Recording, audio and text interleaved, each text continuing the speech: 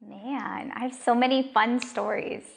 And I think that's easy to share, the fun stories, but what's not easy is the stories that are rarely shared in vulnerability or the sacred space. And very frequently, I ask myself, am I ready to share this? And I think I'm at a point in my life where I am. So here it goes. I became a therapist not because I was always meant to be one or because I was going to be the best at it in my field, but more so because I am a businesswoman that learned how to be a therapist. And what I mean by this is early on, I started out in cosmetology. I started out in doing sales. I started out in doing customer service.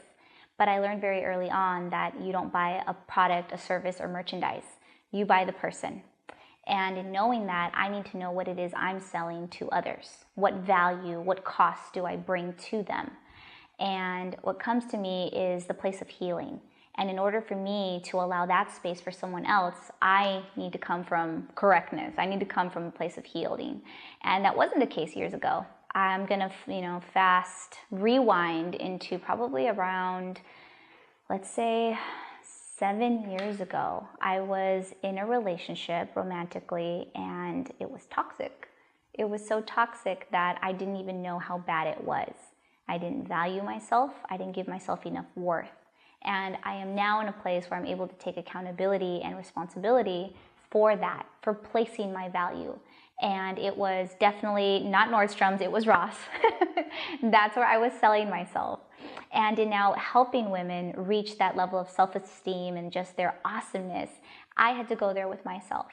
And just to picture it so you could get like a vision of what it looked like and what it felt like. It's this dark, heavy cloud that just follows you everywhere on this beautiful, bright, sunny day in California.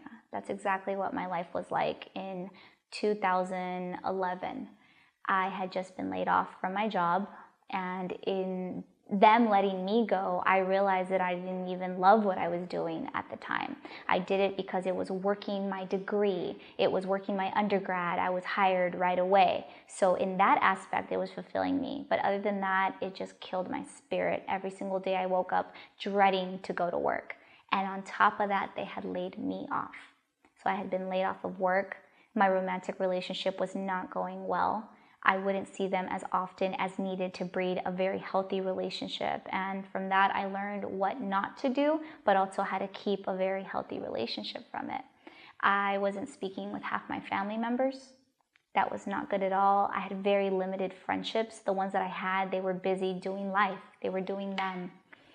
And it really hit me one day in 2011 where I opened up my fridge. I went to my kitchen in my apartment, and there was almost nothing in the fridge. Not because I didn't have the money, not because it just wasn't a thing to do, but because I was so depressed. I was going through a depressive episode that I didn't buy groceries for about 3 weeks, 2 to 3 weeks.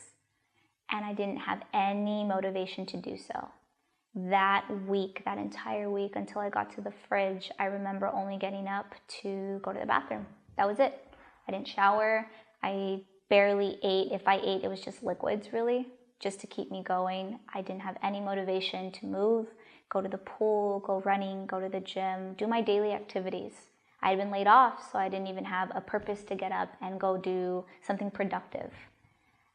It hits me now that that's when I really needed the help, and I didn't get it. I didn't get it out of the stigma, out of the shame I know that would come in me reaching out for a mental health professional to provide me with what I needed at the time. And it wasn't until I applied to graduate school, where the program actually recommends and requires you to get therapy, to get mental health services for you to be able to provide for others, that I was introduced to it. And man, I have to tell you, it's one of the most yummiest feelings in the entire world. Every single time I go and I speak to my therapist, it fills this really big part of me that needed to be filled. Therapy for me, it's like when you're really hungry and you're craving something and it just hits the spot. It's exactly the place you wanted, and it's the plate you wanted, and you just feel good. That's exactly what it is for me. And there's a saying that says, you will never know the taste of sweet if you have never tried bitter, if you have never tried what doesn't work for you. And I thank God every day now for that moment in my life where I was super depressed.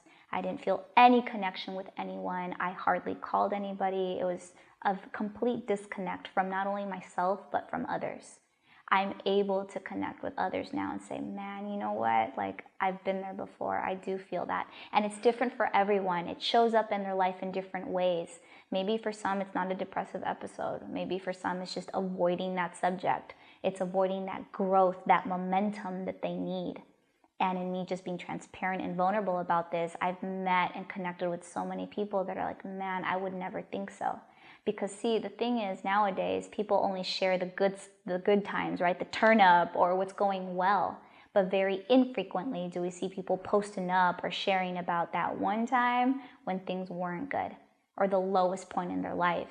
This, I have to say, has been the lowest point in my life. That and probably being in graduate school and having maybe like $50 left in my bank account and wondering how was I going to pay for gas, groceries, and rent the rest of that month. I didn't know. All I knew is that I was going to make it happen and I was going to pay for school cash. That's all I knew. And in having this mentality of persistence, ambition, and just not knowing how, but just do, that's what helped me get to where I am today. And that's why I'm sharing this story.